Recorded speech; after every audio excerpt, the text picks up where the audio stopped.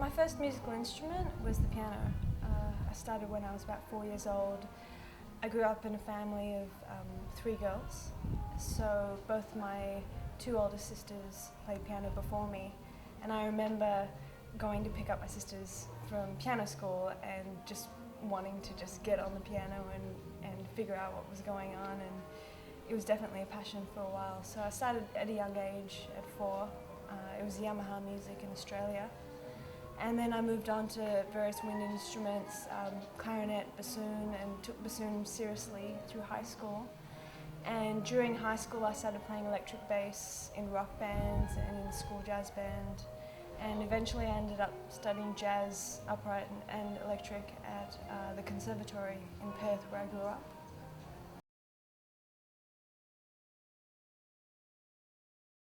I think, I was doing all sorts of things on bassoon, like wind quintet work and wedding work, but on bass, I remember it was a random funk gig that someone had called my music teacher, looking for an electric bass player. To this day, I can't even remember how that gig turned out. I just remember it was just an outright mess. It was just some random club in Perth, some covers, some funk music, and that was it.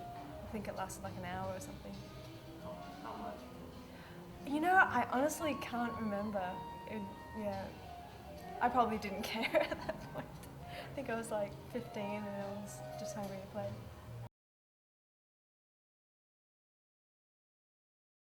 Yeah, there were a lot of really amazing jazz musicians in Perth, where I grew up, and some of my teachers heavily influenced me. There was a saxophone teacher and arranging teacher called Graham Lyle, who was a huge role model for a lot of people, including me. And I had great bass teachers as well. This man called Paul Pooley, Murray Wilkins.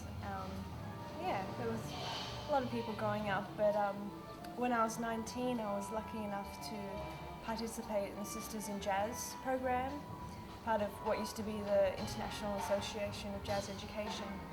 And it was amazing because Renee Rosnes was our mentor, and it was like a combo, a five-piece combo. Renee Rosnes coached us. We had Todd Coleman come in, we had Walt Weiskopf, Ray Drummond, all these people. It was incredible, just to go from Perth, small little town, to New York City and get that kind of mentorship was amazing.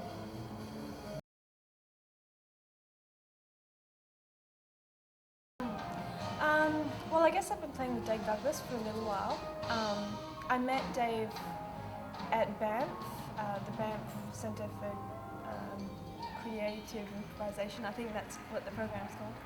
And so that's where I met Dave initially, and eventually he asked me to play some music with him last year, and I think through that I was introduced to Joe and met Joey Barron and Lawrence Fields, and it's been awesome. It really has been. Joey Barron has been a huge hero of mine. Another mentor of mine is bassist Greg Cohen, who played a lot with Joey Barron and Dave Douglas. So it's just great to play with Joey and Joe Lovano. It's unreal.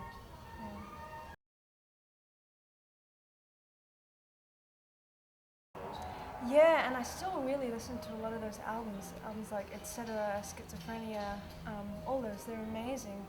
And what I love about this music that both Dave and Joe have done is that it's music inspired by, so it's not flat outright, taking a tune and playing it like it was. They've actually written tunes inspired by him, so it's still their own voice, it's been awesome.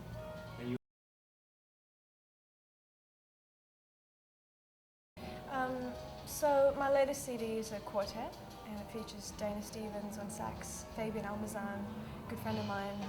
We went to Manhattan School together. Fabian Almazan on piano, and Rudy Worston on drums. And we just did a record called Initial Here, kind of related to my background and my heritage.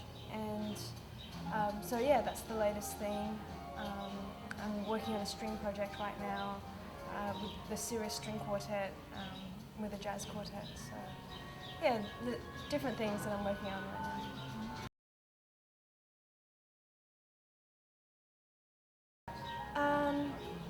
Well, I took a trip to Malaysia and to China, my first time to China and my first time to Malaysia as an adult, and I think that was really important for me.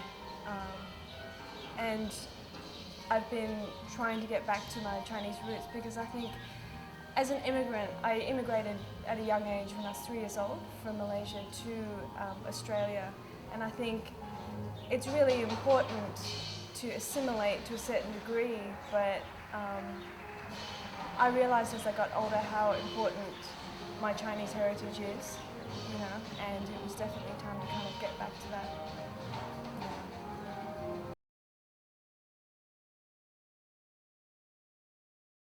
Well, it's great to hear that plus with Bill Frisell, you know, some amazing musicians, and it's great to see these different combinations together. Yeah.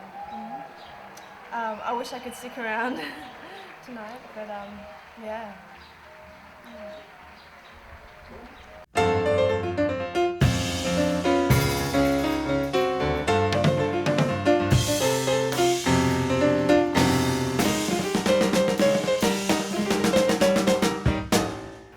Hi, I'm Linda O.